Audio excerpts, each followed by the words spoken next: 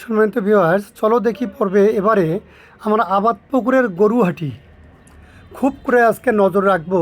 আমাদের গরুহাটির আবাদ পুকুরের কী হাল অবস্থা, আপনি কি মগজ দিয়ে কখন চিন্তা করে দেখছেন যে গরুহাটি যেহেতু এরকম হয়, গরু কোথায় দাঁড়াবে, মানুষ কোথায় দাঁড়াবে?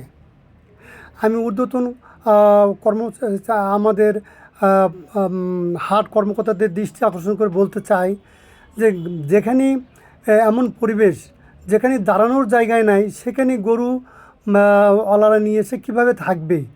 আপনি একটু দয়া করে বিষয়টা মাথায় নেবেন এবং হাটটাকে আরও সুন্দর করার জন্য আমি উদাত্ত আহ্বান করছি ঊর্ধ্বতন মহলদের। হ্যাঁ ভাই, কারণ যোগাযোগ ব্যবস্থা, লোকেশন যত ভালো হবে ততই কিন্তু হাটের মর্যাদা বাড়বে। আর আমাদের আবাদপুকুরে হাটের মর্যাদা আকাশচুম্বী। জি, এই আকাশচুম্বী মর্যাদাটা ক্ষুণ্ণ হবে, এটা কি আমরা চাইবো? এজন্য এই হাটের মর্যাদা রক্ষা করা আমাদের এলাকার সকলের দায়িত্ব। আজকে কি বেহাল অবস্থা! হ্যাঁ, আমরা এখন দেখতে পাচ্ছি এটা কিন্তু অনেক উঁচু জায়গা, যার কারণে কিন্তু আল্লাহর রহমতে এখানে পানি বদ্ধ হচ্ছে না এবং এখানে তেমন কোনো